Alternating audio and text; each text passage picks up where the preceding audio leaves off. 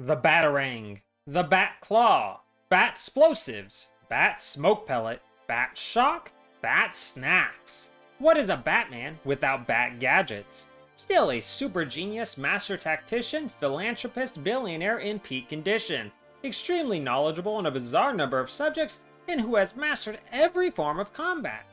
But even so, if one were to take away Batman's ability to quickfire his gadgets in combat, keep him from using gadgets whatsoever in stealth situations, including no detective vision for tracking enemies, not allow him to upgrade himself ever, stop him from using quick takedowns in combat, and knock him back in time to the last checkpoint if he ever takes damage, well, all that still wouldn't slow the real Batman down much, but if he's controlled by an idiot rat with two brain cells that aren't on speaking terms, then there's a real challenge to be had.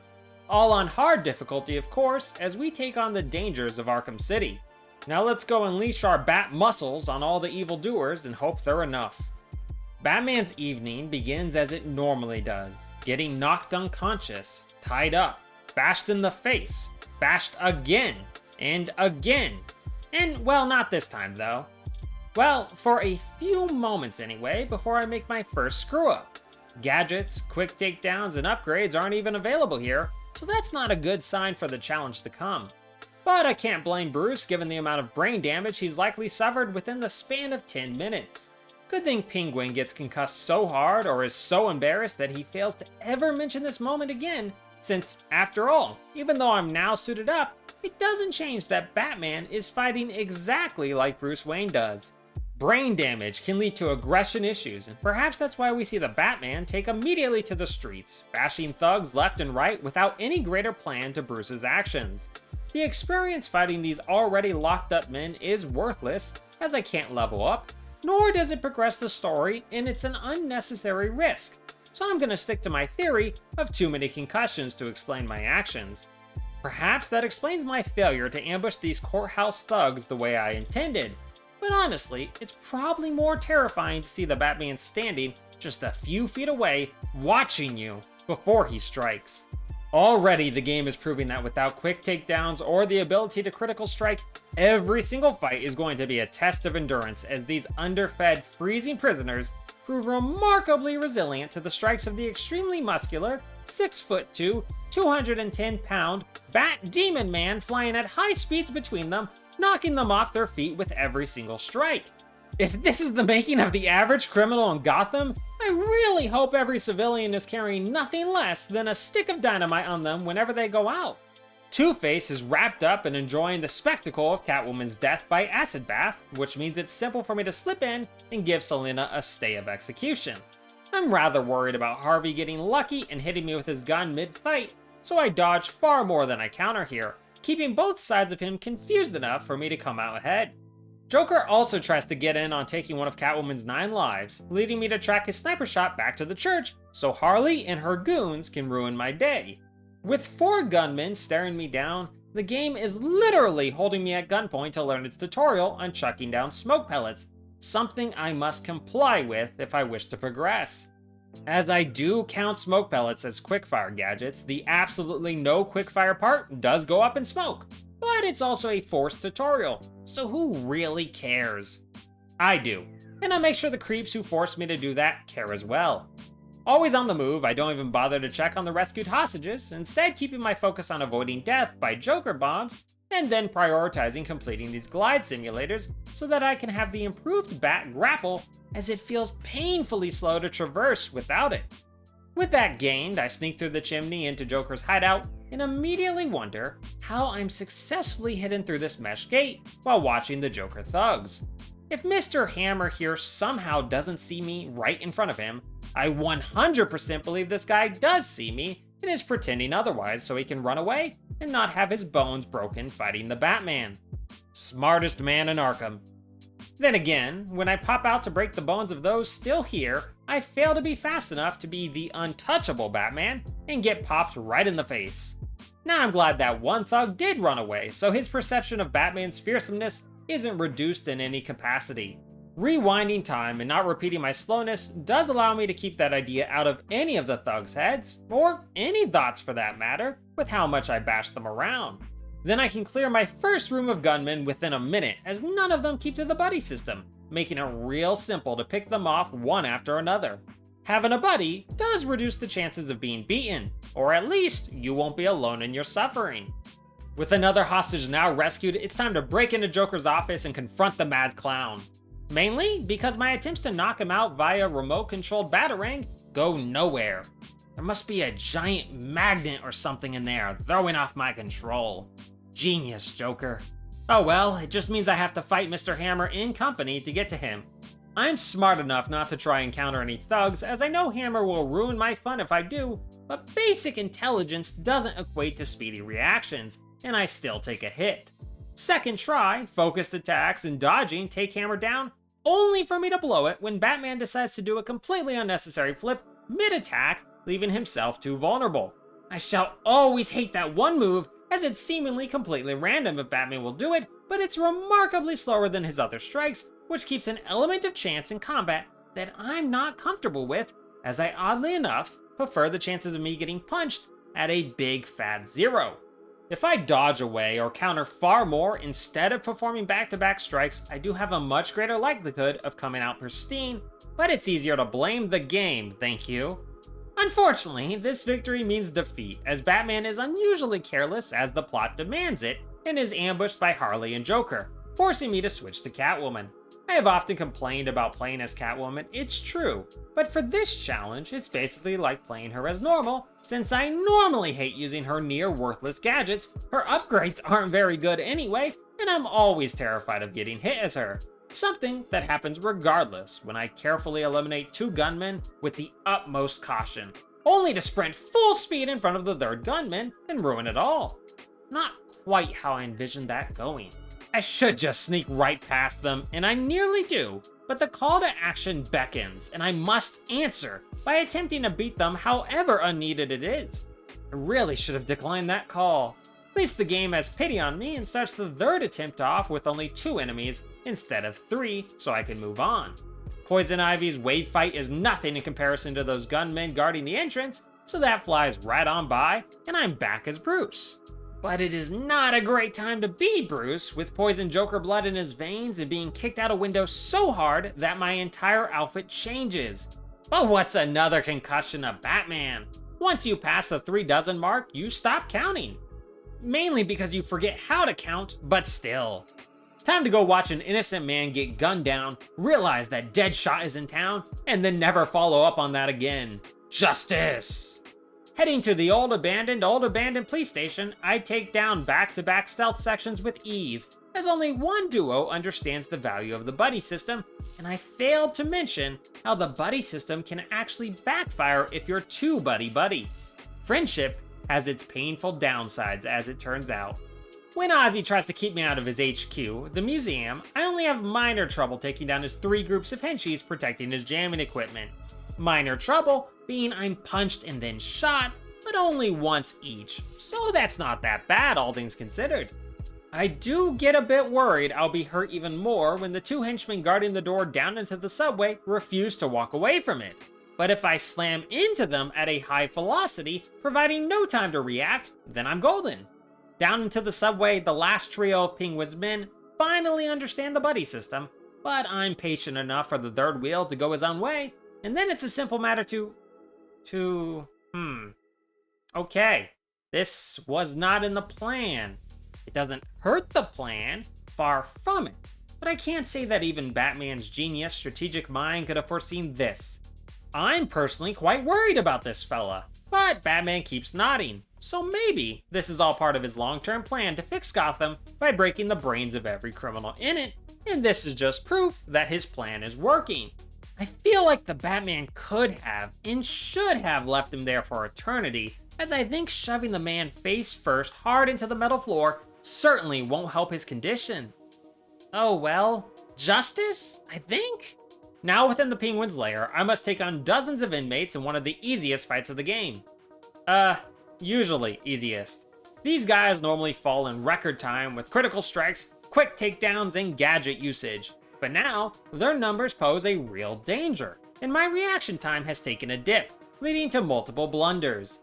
The weakest enemies versus the weakest version of Batman is more of a fight than I thought it would be, made worse when a monstrous Titan enters the fray. Not that the Titan ever hits me, but because my eyes are so glued on his glorious muscles that I fail to account for all the little henchies. As long as the Titan is rambling around, I refuse to counter, and make dodging over enemies my go-to move, as it keeps the Titan from ever hitting me while I whittle away his help over 2 minutes till I can finally clear the area out just enough to finish the Titan and mop up the rest. Only to run directly into a shotgun a couple minutes later, but progress is progress. Having rescued Freeze and the hostage cops without too much trouble, minus a couple bullets to the skull, taking down Oswald is as simple as can be. Unfortunately, this old bird knows a trick or two and drops me in with everyone's favorite zombie, Solomon Grundy. Yeah, he's not as cute as my guinea pig, who's also named Grundy, but I'd be willing to ignore that if he'd only stop trying to squish me. Here's where that no quick fire, no damage combo is really put to the test, as the only way to beat Grundy is by destroying these ground generators with explosive gel. Something that Batman likes to take his sweet time placing down to ensure it looks exactly like a bat. For branding purposes, of course, I can't blame him there, leaving himself very vulnerable to attack if I don't dodge away, canceling the explosive use, starting it all over. An artist has to be perfect after all. It's better than taking a hit, which starts each combat phase over. Grundy has 3 phases, the first being very easy since the explosives will stun Grundy long enough to race through the 3 generators, but the next 2 phases are much more problematic. Because now, I don't just have to deal with avoiding Grundy himself in the slow placement of the explosives, but also little explosive maggots that pop out of him whenever he's damaged and chase me around the arena. Quickfire a bunch of batarangs their way and they're not a problem, but obviously I can't do that. But I do find that they will get blasted by the electricity if I time it right, and even if I don't, they won't last long before exploding harmlessly, if I can avoid them long enough. The if part isn't so much in my favor though, is it? Adding on to that, in Grundy's 3rd phase, here's where the biggest threat lies, as I have to constantly jump over his electric rings, leaving me with no extra time to place the explosives, so I need to coordinate my jump perfectly to bypass the ring and land right on the generator so I have enough time to destroy it. I'm just glad the generator's electricity itself only will push me back slightly and doesn't actually cause damage. Only problem is, even if I do get the gel down, Bats will be stunned for only a heartbeat as he stands back up, and that's often enough to get zapped, which means the timing needs to be even more perfect than I can usually manage. 13 times I suffer failure, but by taking my sweet bat time and refusing to rush the process, plus getting very, very lucky with how narrowly I escape damage, I can pull through by timing my explosives to stun Grundy long enough to place a new explosive safely. And then barely staying ahead of those maggots, I breathe a huge sigh of relief as Grundy finally falls when I take out his last 2 generators at the exact same time. Now I can give Oz my in-person review on how my trip to his museum has gone, before taking off after one of Ra's al Ghul's assassins that happens to be locked up here as I search for a cure to my Joker blood sickness. As I venture deep into Arkham's underground, the sickness auto reduces my max health, but as this is a no damage challenge, having less health doesn't really make a difference one way or the other. Only taking a couple setbacks to Ra's guards, which would have been easily avoided if I showed the slightest bit of caution, I reached Talia al Ghul in the nick of time. The daughter of Ra's, she's walking proof that for all of Batman's great qualities, he's colorblind to her many, many red flags as the secondary leader to a cult of fanatical murderers. But hey, she helps me enough to get treatment so I don't kill over from the sickness, and when Batman refuses to lead her father's crazy cult, that means it's time to fight boss numero dos. For our epic battle, Ra's al Ghul banishes me to what appears to be the middle of Arizona. Looks just like downtown Phoenix to me. It's easier than Solomon since no explosive gel requirement, but with how many sand duplicates Ra's throws at me and how softly I hit, that gives me plenty of time to make mistakes. As for when Ra's goes big, I do have to pull out my Bat Zapper on him, but it is much faster to use than the explosive gel, even without quickfire in it, and all of Ra's massive attacks are very telegraphed, making light work of the demon. Coming all the way down here to steal an old crazy man's blood really does fit the Bat motif, I suppose, but perhaps it's best we don't make this a habit. I'm consistently surprised that even though I've removed my ability to use gadgets or detective vision, silently taking down armed thugs never proves troublesome. I suppose without those benefits, it greatly increases my caution, and that's the one resource that really counts in these situations. As for combat, every step further into the story brings out bigger and bigger fights, which, as I'm not getting any more powerful, obviously means each fight gets longer and longer as I struggle to stay ahead of my enemies. For the most part, with all the experience I have fighting in these Arkham games, it is slow, but not too worrisome, though it does only take one mistake to restart the entire battle. Having stolen Raish's blood, it's time to let Mr. Freeze do some chemistry so I can be cured. Otherwise, I'm just a weirdo who took some blood for no reason. He's not interested in helping me unless I save his wife Nora, which Bruce intends to do anyway, so there's really no need for this boss fight. But it's a cool boss fight, so I suppose that's neat enough. My first move is to set explosive gel to blow a wall onto Freeze, but I realize I should first see if it's possible to beat Freeze without any gadgets whatsoever, as I realize this is technically a stealth section. I'm used to more guys with guns trying to kill me than just one big bald man. I worry I won't be able to beat him without gadgets, since every time I perform a takedown, Freeze ensures I can't repeat the move. But if I take advantage of electric floors, maneuver him to the right spots so I can smash through windows on him, glide kick him, and smash through window ceilings onto him, it does mean I can successfully beat Freeze without ever using a gadget. After that, I'd go on to painfully fight Mad Hatter, losing over and over to his men, and then the same to Joker's men, and then struggle to stay ahead of Hugo Strange's soldiers, followed by an epic showdown that costs me tons of mistakes. Oh what? You can't see any of this? Yeah, the next couple hours, including my fights with Freeze, all the way to beating the game, all those struggles were all lost as Streamlabs told me I was recording, then glitched and didn't actually record any of it. Really not a fun revelation. So what was there for me to do but begin the game again? Other than refusing to upgrade myself, I allow myself gadget use, damage, and takedown so I can speed through every part of the game fast as possible till I'm back to Mr. Freeze in an hour and 43 minutes. Now that I'm back at where the footage was lost, I go back to following all the rules of the challenge, ready to do the end portion of the game with these rules for the second time in a row. Up until Mr. Freeze, in my first run through, I had been hit 40 times, and by the end of it, I ended at 102 losses. Let's hope this second try goes way better. With Mr. Freeze beaten down as shown, I go after Mad Hatter, despite how many dozens of times he beat me in my first playthrough, and it seems all that unseen practice really worked out as I beat him and his endless white rabbits in one go. As for breaking into Joker's HQ, things go well, minus a fire extinguisher to the face. For a safety device, that is quite the hazard. But before I know it, I'm facing off against the Joker and his many thugs, which includes both Mr. Hammer again, as well as a Titan monster. Since I'm not allowed to take damage, this is consistently the hardest part of the challenge, as there's so many enemies and I do so little damage. It doesn't help that these thugs can have deceptively far reaches and love to chuck things at me, dividing my attention even further as I keep an eye out for any debris headed towards me. I must say, it's definitely easy to notice when it slams into my head at point blank range. This is a battle of patience, and once again, endlessly dodging is my main key to survival, along with holding myself back so I don't get carried away attacking, leaving myself vulnerable.